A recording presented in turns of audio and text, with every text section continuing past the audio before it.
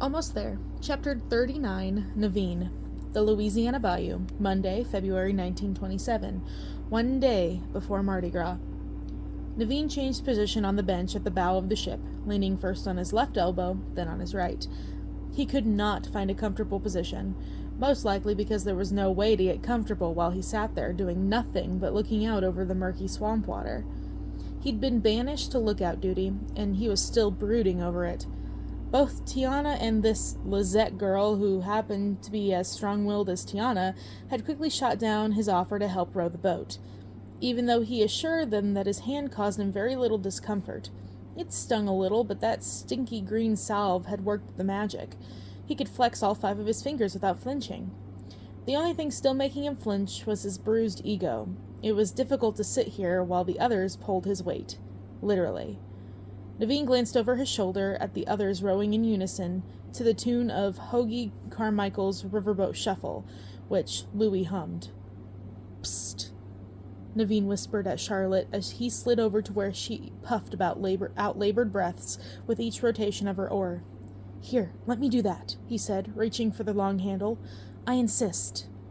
Oh, thank you, Charlotte said with a grateful sigh. Naveen? He looked at Tiana, the normally smooth skin of her forehead creased with a frown. Please, Tiana, I cannot sit here and do nothing. You must allow me to row. Just for a little while, eh? She stared at him for a moment before a delicate smile curled in one corner of her mouth. So now she found him funny? Her reactions continued to confuse him. Why are you smiling? Naveen asked with much suspicion. You don't even realize how much you've changed, do you? She asked. He peered at her. Is it such a big deal that I want to row a boat down a bayou? She answered with that musical laugh of hers.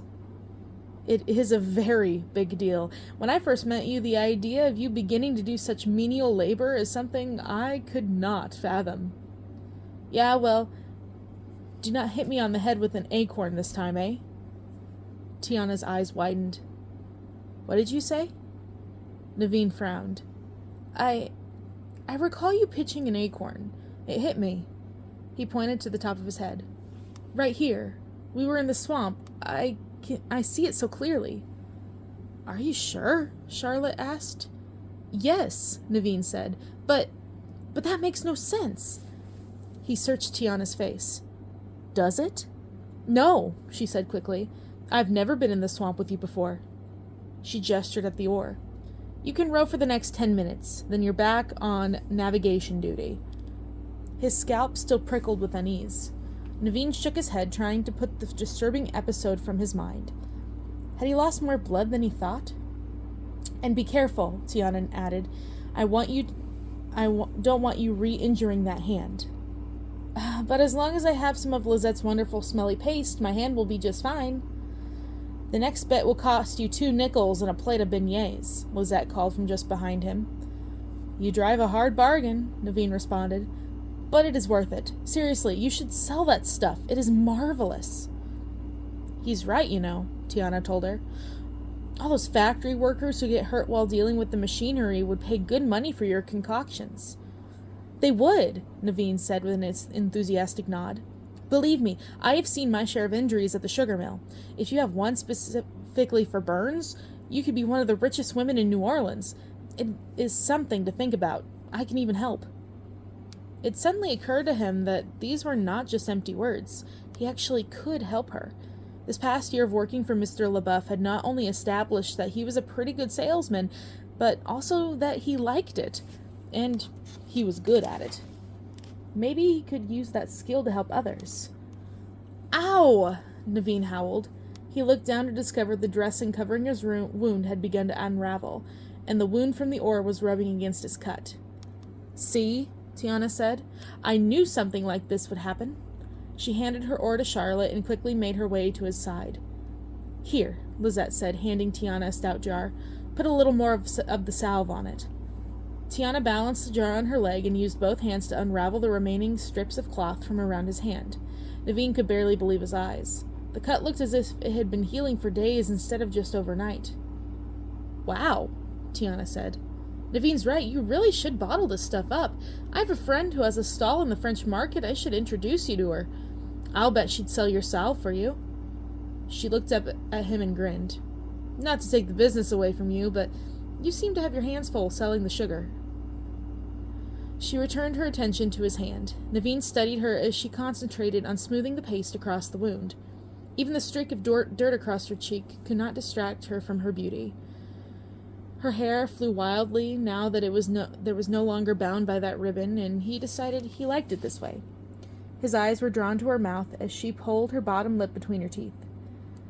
He had caught her doing the same thing while at the restaurant. He now recognized it as something she did when she was focused on completing a task. Naveen wondered what she would say if he told her that he was falling in love with her.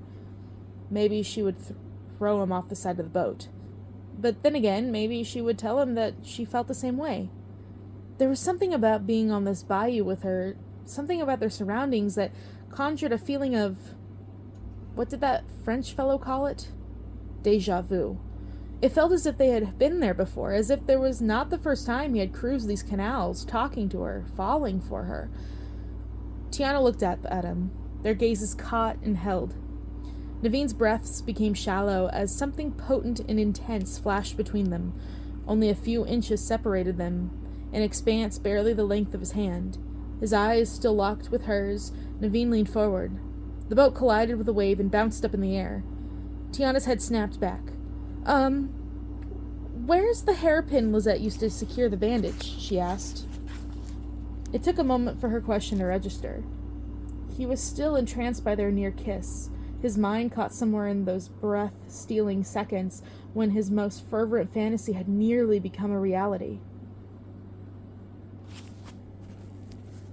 Naveen, she called softly. Yes? The hairpin. Where is it? I'm not sure, he said, looking to either side of him. Maybe it slipped down to the deck? Oh, wait, I have something better. She reached into the front pocket of her coveralls and after some twisting around, came up with a rose-shaped bauble of some sort. She turned it over in her hand to show him the pin in the back. This will keep it in place even better than the hairpin. It is a bit fancy for a swamp, but it is not as if I hadn't been accused of being overdressed before, Naveen said. She laughed, the reaction he'd hoped for. Just as she released the pin from the back of her brooch, they hit another rough patch of water, and the piece of jewelry sailed out of her hand and over the side of the boat. Oh no, Tiana said. She peered over the side, but there was nothing but foaming green water. That was a gift from Miss Rose, she said. Uh-oh, Charlotte said. What? Naveen asked. She held her palm out. Did you feel that? Feel what, Lottie? Tiana asked. A deafening crack of thunder pierced the tranquil swamp just as the skies opened and a deluge poured down on them. The five of them released simultaneous screams. Keep rowing, Tiana called. Maybe we can outrun the storm. They rowed as fast as the murky waters would allow, but it seemed as if the storm cloud was following them. Tiana, I know we need to get back, but we will have to stop. Naveen called over the roar of the pelting rain. We can't, she said. We're not all that far from the city, maybe another hour. But we can barely see in front of us. The bayou is so twisty. We may run into that bank again if we aren't careful. He's right, Lizette shouted. She pointed to her left. Look over there. We can tie the boat to that tree stump and find some cover. Hopefully it won't last too much longer. The rain continued to drench them, and a brisk wind blew as they waited for Tiana's answer. Okay, she said. But if this rain doesn't let up in half an hour, I say we just fight through it. Deal, Naveen said. They rowed toward the tree stump Lizette had pointed out. There was a cavity that looked as if it had been cut out especially for their boat. Once they had secured it, they all ran to the thicket of trees just a few yards away and huddled together underneath a canopy of leafy branches. The boat rocked violently from side to side as the howling wind whipped up the water. Streaks of lightning stabbed the ground, and a mighty javelin lunging from above. Where did this storm even come from? Tiana asked. Everything was calm just a few minutes ago. Is there anything else that could go wrong on this cursed trip? Charlotte groused. Don't borrow trouble, Tiana said. That was supposed to be a joke, Tia. I honestly didn't think there is anything else that can... The boat! Lizette cried. It broke loose. No! Tiana screamed. Naveen sprang into action, taking off for the shoreline. That boat was their only way home. He could not let the current drag it down the bayou. He raced forward, but a second later Louis whipped past him. I got it, Louis called before diving into the water. He cut through it like a knife, swimming out to the boat and catching the rope in both of his hands. When did Louis learn to swim like that? Charlotte asked as she caught up with Naveen. Come on, Tiana called. We need to help him pull the boat in. They all waited on the bank of the canal for Louis to arrive back with the boat. Good job, my friend, Naveen said as he gave him a hearty pat on the back. You swam out there like you've been doing it your whole life. We've got lots of ponds up there in Shreveport, Louis said. He and Tiana shared a smile, which again confused Naveen, but he had no time to ponder what that meant. The rain still poured, but it had let up enough for them to see. Tiana had the right idea, Naveen said. If we hang around here, the boat will just collect rainwater. I say we continue now that the rain isn't coming down as hard. Let's get on with it, Tiana said. They all climbed back to the boat and started paddling up the canal, but it only took a few moments for Naveen to sense that something was very, very wrong. Are we sinking? Charlotte asked, putting voice to Naveen's fear. What did you say about this trip being cursed? Lizette asked. She pointed at her feet where the water gurgled up from a puncture in the boat's flat bottom. I think you may be right,